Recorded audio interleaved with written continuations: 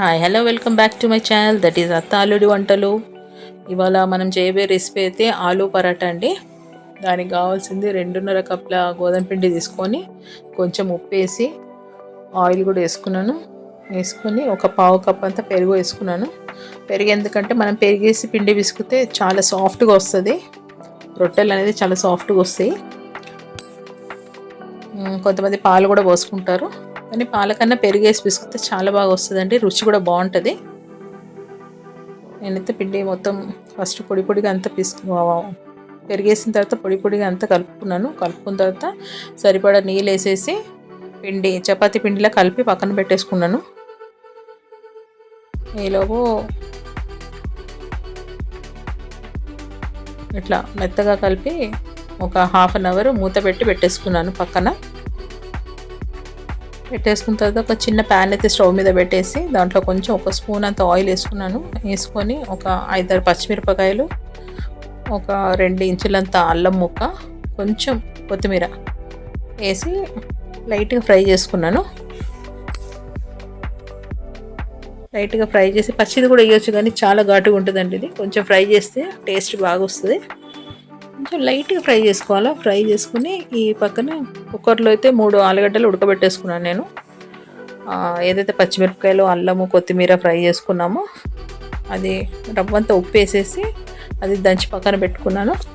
ఆలుగడ్డ కూడా పొట్టు తీసి పెట్టేసుకున్నాను. ఆలుగడ్డకు ఒక చిన్న టెక్నిక్ చెప్తానండి. ఆ గడ్డలు పెద్దగా ఉంటే మధ్యలోకి ఇట్లా చిన్నగా ఒక ఘాటు పెట్టాలా. ఘాటు పెట్టి ఉడకబెడితే మీకు ఇట్లా ఈజీగా వచ్చేస్తుంది పొట్టు అనేది.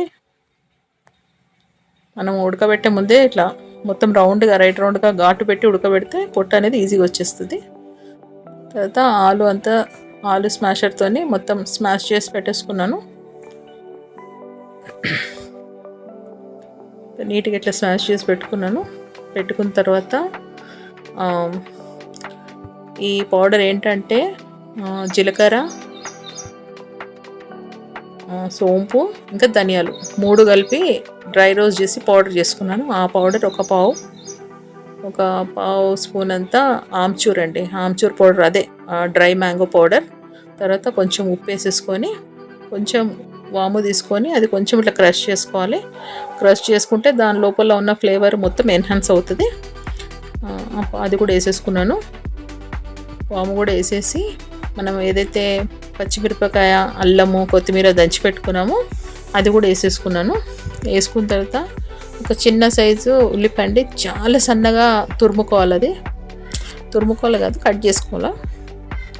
తురిమి కూడా వేసుకోవచ్చు, కానీ ఎక్కువ వాటర్ రిలీజ్ అవుతుంది తురిమి వేస్తే.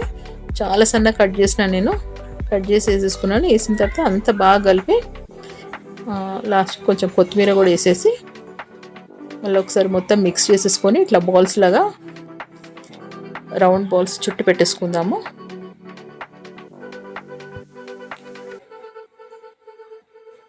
బాల్స్ సైజు కొంచెం పెద్దగానే ఉండాలి, ఎందుకంటే మనం పరోటా చేస్తాం కదా, పిండి లోపల మొత్తం స్టఫ్ అవ్వాలి.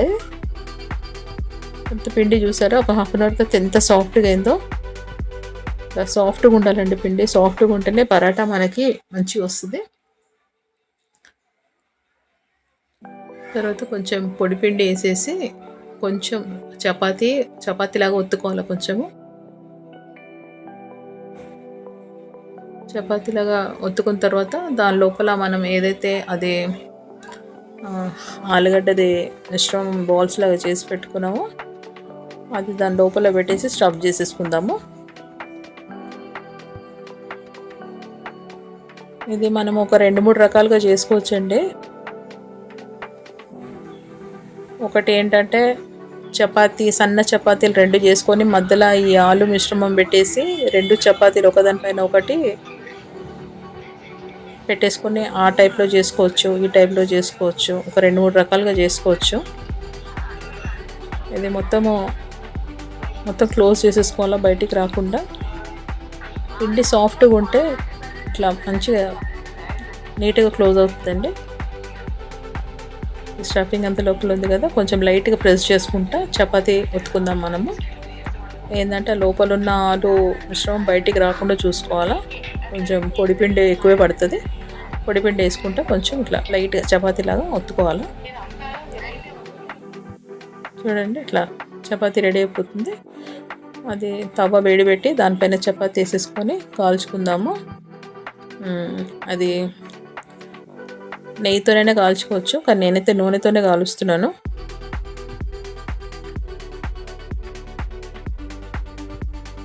రెండు వైపులా మంచిగా ఎర్రగా కాల్చుకోవాలా. నేనైతే ఆయిల్ వేస్తున్నానండి. మీ ఇష్టము, మీకు కావాలంటే మీరు నెయ్యితో కూడా కాల్చుకోవచ్చు.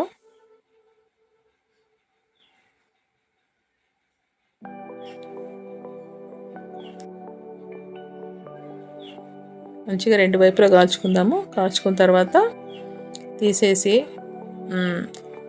పెరుగు ఉంటుంది కదా, పెరుగు కూడా బాగా గిల కొట్టేసి, అంటే సాఫ్ట్గా క్రీమీ స్ట్రక్చర్లో మొత్తం పెరుగంతా గిల కొట్టేసి దాంట్లో కొంచెం మనము జీరా పౌడర్ అయినా లేకపోతే చాట్ మసాలా అయినా ఏదైనా వేసుకొని, అది మామిడికాయ తొక్కు పెట్టుకొని, దీనిపైన ఏం లేదండి చిన్న వెన్న ముక్క వేసుకొని ఈ కాంబినేషన్లో తింటే అసలు చాలా సూపర్గా ఉంటుందండి.